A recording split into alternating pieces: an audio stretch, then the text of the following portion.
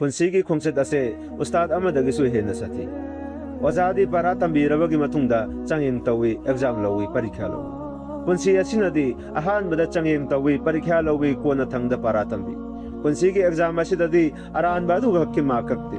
करिगुंबा पुंसीगी सरुक खरा मंगहल्ली करिगुंबदना नकनबा मियोयसिंग अदो अखोयदगी लामना चतहल्ली करिगुंबा मतमदना मिटलुदगी पिरांग सिनथहल्ली अवा मैसा नंगहल्ली ओजाना लौब चंगेंगदी माई पखौद्रबसु अमुक माई पाकपगी तंजा फंखिबे याई अदुबु पुंसीगी एग्जाम दी अमुक फेल ताख्रबा माइथी ख्रबा अमुक हन हलकलरोय निंगसिंगदुना लेहौबा नथन